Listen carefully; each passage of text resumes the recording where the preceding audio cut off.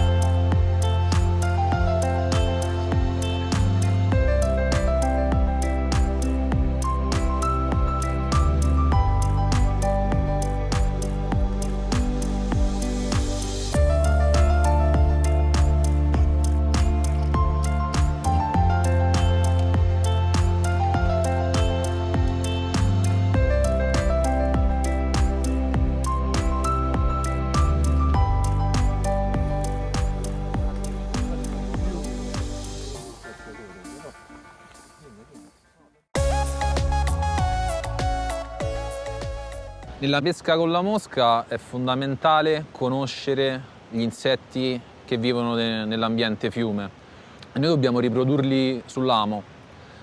Per questo è fondamentale conoscerli e conoscere i loro stati vitali. Le famiglie più importanti degli insetti che vivono nei fiumi sono tricotteri, effimere e plegotteri. Gli insetti che vivono nel fiume vivono principalmente per 1, 2 o 3 anni in stadio ninfale o larvale, sotto i sassi. Il cambio di stato vitale di un insetto da larva o ninfa ad insetto adulto e quindi a farfallina viene chiamato sfarfallamento. È un momento topico per il pescatore a mosca, perché quello sarà proprio il momento in cui la trota uscirà dalle proprie tane per andare a nutrirsi dell'insetto, che è vulnerabile in quel momento. Durante lo sfarfallamento il pescatore ha la fortuna di vedere qual è l'insetto che sta schiudendo e quindi qual è la mosca da proporre alla trota. Quando questo ancora non avviene, possiamo alzare qualche sasso e vedere qual è la fauna, quali sono gli insetti che vivono nell'ambiente in cui stiamo pescando.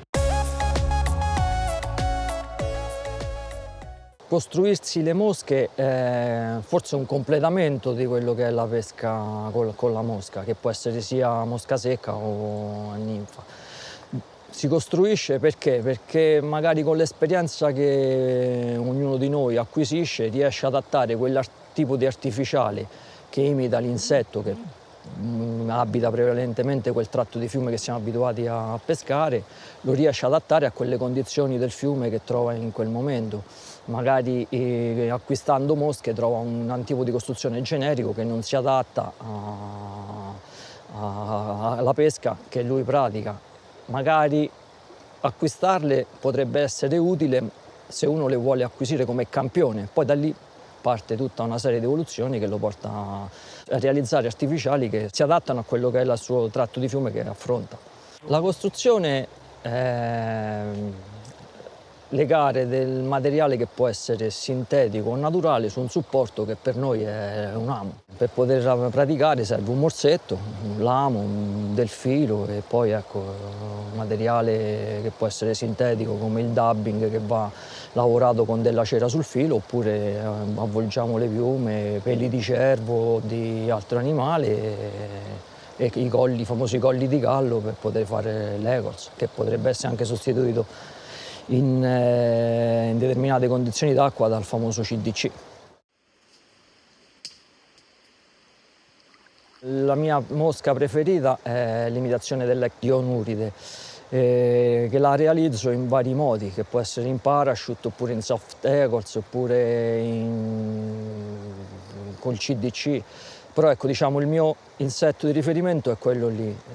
Poi logicamente se vado su acque lente dove so che non c'è quel tipo di insetto, posso cominciare ad andare sulle emergenti, oppure su segge piccoline sempre realizzate in CDC, che assecondano quello che è il movimento delle correnti e non mi provocano quel famoso dragaggio che per tutti noi pescatori è una dannazione.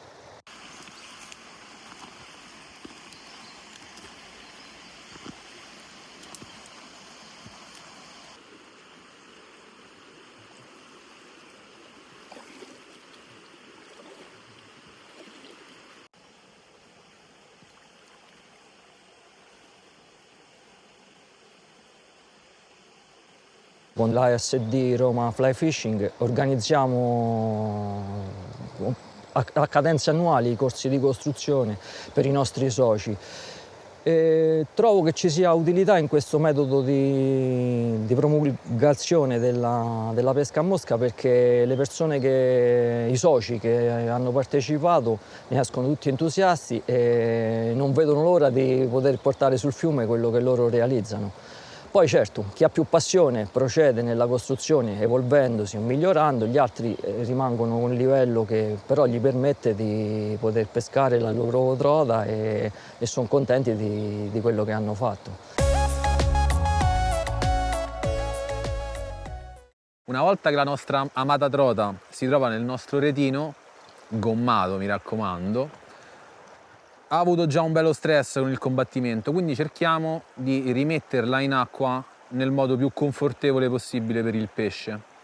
Quindi è importante maneggiarlo con le mani ben bagnate e molto fredde, perché sappiamo, insomma, la trota vive in un ambiente gelato, ha una mucosa lungo tutto il corpo che la protegge e noi bagnandoci le mani, avendo le mani fredde, cerchiamo di arrecare il meno danno possibile al pesce, meno stress. Cerchiamo anche di lasciare sempre il pesce in acqua il più possibile, slamarlo in acqua dentro il retino e rilasciarla evitando magari troppe foto o farla stare troppo tempo fuori dall'acqua. Noi siamo molto aperti nella pesca con la mosca a tutte le tecniche, anche all'evoluzione che c'è stata. E per cui insegniamo la pesca con la mosca a secca, la pesca con la mosca a ninfa, lo streamer, la pesca con la mosca in lago e insomma diamo uno sguardo molto ampio e poi lasciamo ovviamente liberi tutti gli associati di trovare la propria strada. Cioè la pesca con la mosca è una cosa personale, ognuno la vive in modo proprio. C'è chi vuole pescare solo a secca, c'è chi vuole pescare solo a ninfa, chi pesca solo in lago, insomma noi conviviamo con tutte queste, diciamo, ideologie in modo molto armonico.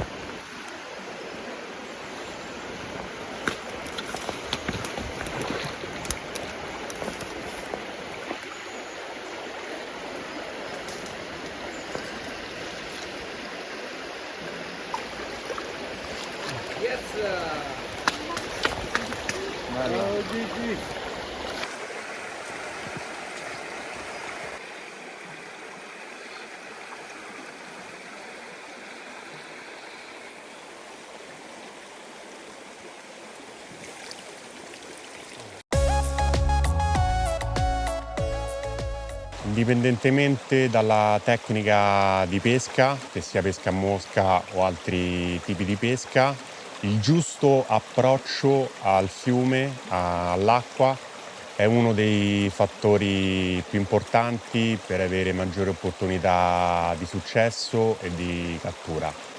Molto spesso è sottovalutato. La trota, soprattutto il pesce selvatico, è molto sospettosa, si spaventa al minimo rumore, se arrivi non con il giusto approccio, quindi frontalmente a lei riesce a percepirti anche da lontano e scappa immediatamente. Per questo è buona pratica, anche se non è sempre l'opzione migliore in tutti i casi, pescare da valle verso monte, cioè in direzione opposta della corrente.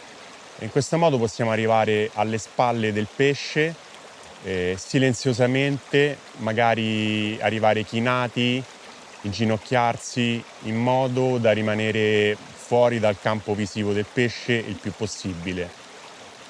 Inoltre, quando si approccia a uno spot, è sempre meglio prima pescarlo da fuori, non entrare subito in acqua, perché anche il movimento dei piedi nell'acqua può disturbare i pesci che si trovano in quella zona.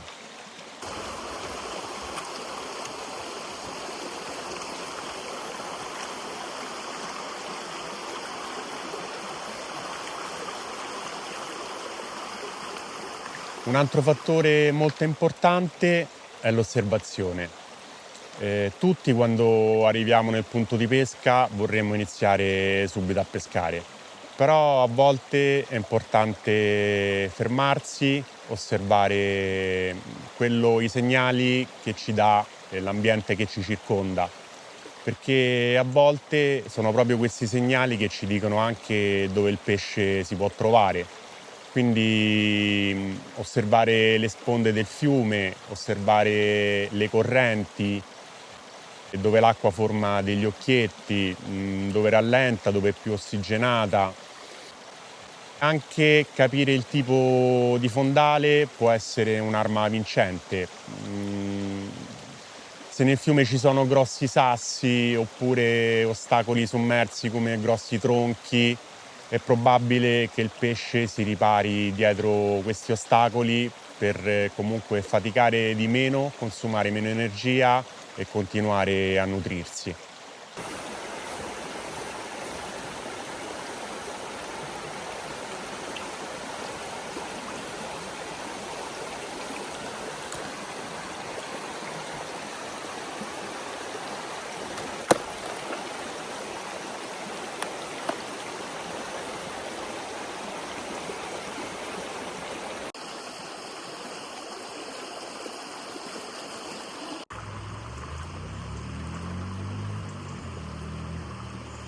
Detto questo, le variabili da considerare in pesca sono infinite, ma non esiste una legge.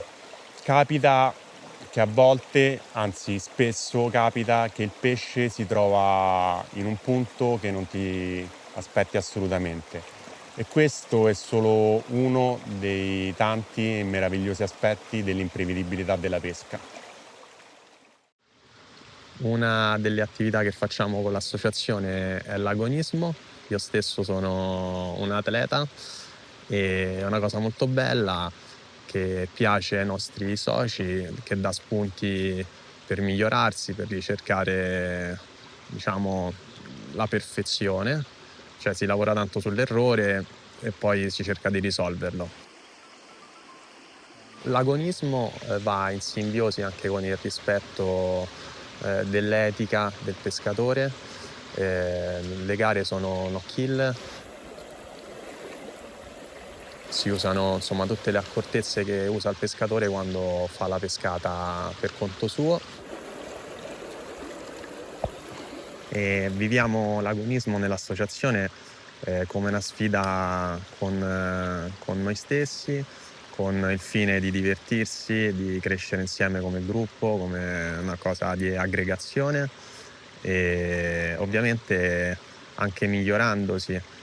Cioè quando uno di noi va a pesca magari manda un messaggio sul gruppo, si va insieme, si cercano soluzioni nuove, si cercano mosche nuove, finali nuovi ed è stimolante questo nella pesca di tutti i giorni. E comunque sì, lo scopo finale è sempre divertirsi, stare insieme. E un'altra sfaccettatura bella è che si possono conoscere nuovi fiumi, si girano varie parti dell'Italia, se sei fortunato e vai avanti anche all'estero, Europa, nel mondo, ci sono campionati mondiali, europei. Anche per i giovani è bello, quest'anno c'è stato Massimo Francolini che ha fatto il campionato Under 23 arrivando anche sul podio, per cui è stata una bella esperienza.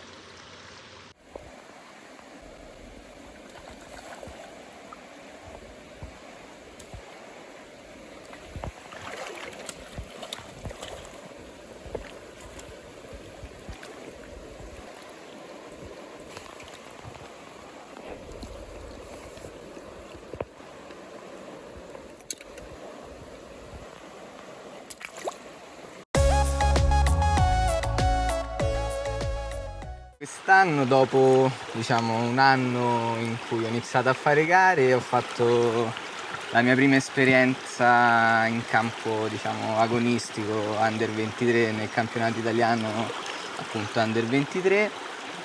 E è stata una grande soddisfazione, inaspettata, sudata, ma sono riuscito a fare questo terzo posto pure grazie ovviamente all'aiuto di Gigi che mi ha seguito per tanto tempo ed è solo grazie a lui.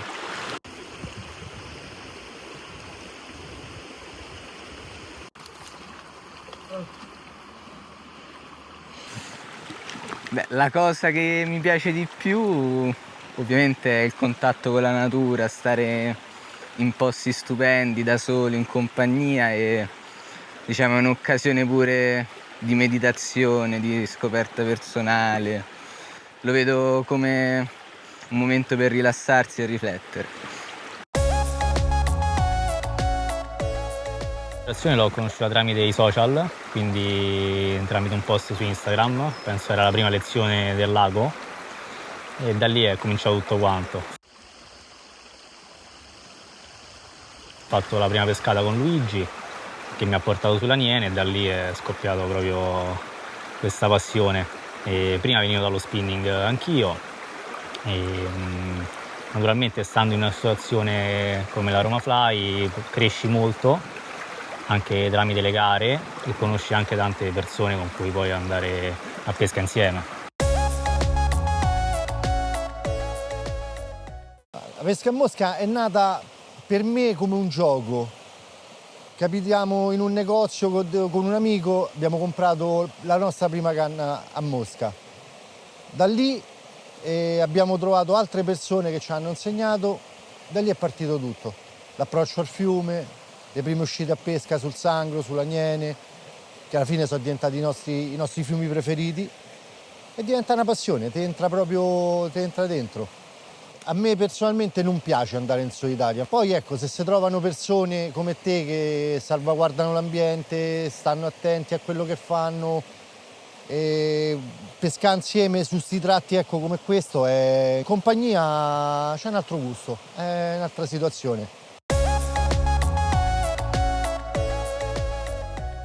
Per sostenibilità, come pescatore a mosca, intendo, diciamo, il rispetto per l'ambiente che frequento, ambiente che dobbiamo in tutti i modi tutelare. Sostenibilità ambientale è un termine anche ad oggi abbastanza abusato, anche se comunque, diciamo, ecco, è da tenere certamente in considerazione. Noi pescatori a mosca cerchiamo di considerarlo a 360 gradi, sia in riferimento all'ambiente che frequentiamo, quindi diciamo un po' la parte che circonda anche il corso d'acqua, sia il corso d'acqua stesso, che può essere fiume, torrente. Ovviamente frequentandolo ci rendiamo conto che molto spesso ci imbattiamo in rifiuti sia all'interno, diciamo, ecco, delle acque sia, diciamo, sulle sponde. Ovviamente cerchiamo anche di pulirlo e quantomeno di portar via quello che possiamo per cercare, ecco, di frequentare posti migliori. La pesca a mosca in Italia culturalmente è vista come uno sport prettamente maschile. Questo non avviene negli altri paesi, in particolare in America, dove la percentuale di donne pescatrici è di circa il 40%. Io ad esempio sono l'unica pescatrice donna all'interno dell'associazione Roma Fly Fishing e spero che questo possa cambiare presto, ma ci stiamo lavorando. Quest'anno al campionato italiano erano presenti circa 10 donne in tutta Italia e l'anno prossimo probabilmente ci sarà anche una nazionale tutta al femminile.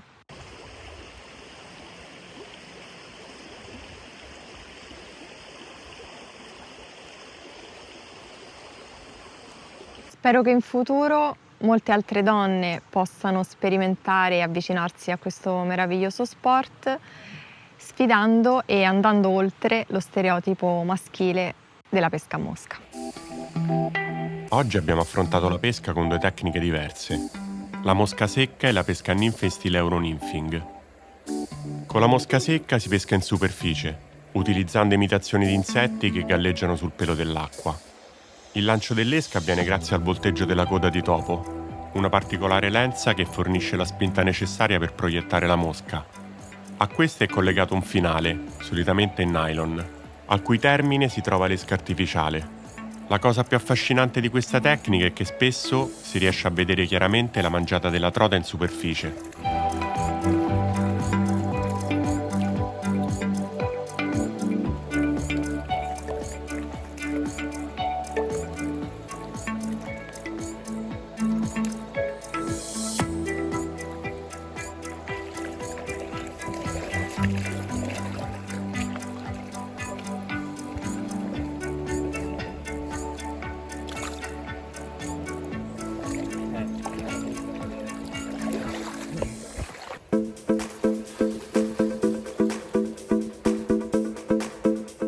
La pesca a ninfe in stile Euronymphing invece si pratica con mosche appesantite, di solito con testine in tungsteno, che lavorano sotto la superficie dell'acqua.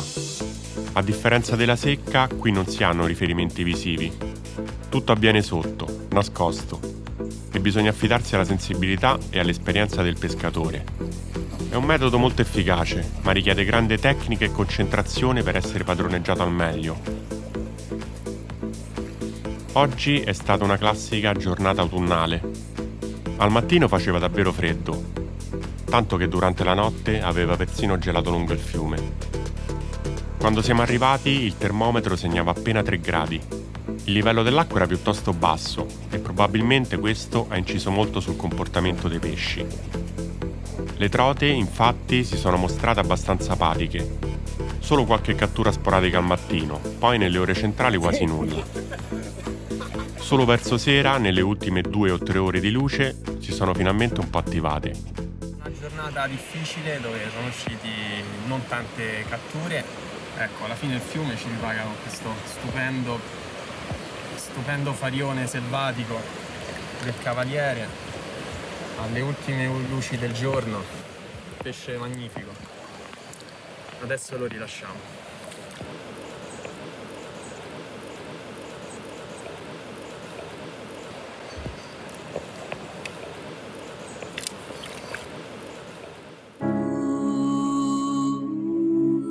Conosciamo bene questo tratto di fiume, lo frequentiamo da anni e sappiamo che le sue potenzialità sono decisamente più alte rispetto a quanto visto oggi. Ma non lo consideriamo un aspetto negativo, anzi, è bello che ogni giornata di pesca sia diversa. Le condizioni cambiano di stagione in stagione, di mese in mese, e questo rende ogni uscita un'esperienza unica.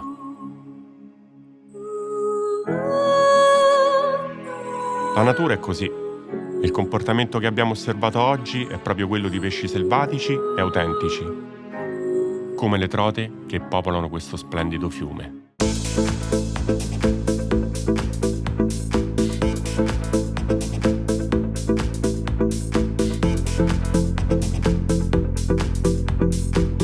Prova.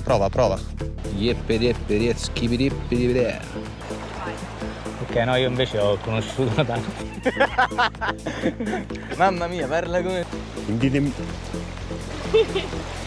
Un'altra delle attività che facciamo con Una volta che abbiamo... No, sto impicciando. Il fiume e i pesci. Mo blocca perché aspetta. Sono infinite. Spero che tante altre donne, che devo dire? un atleta che pratica agonismo e... aspetta. Non mi viene. Diciamo, ecco... va bene, di. Che dico? Gli insetti... E questo è uno degli aspetti più belli della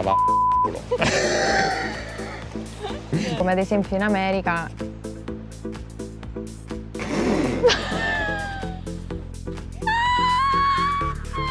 Vado? Vai! Grazie mille.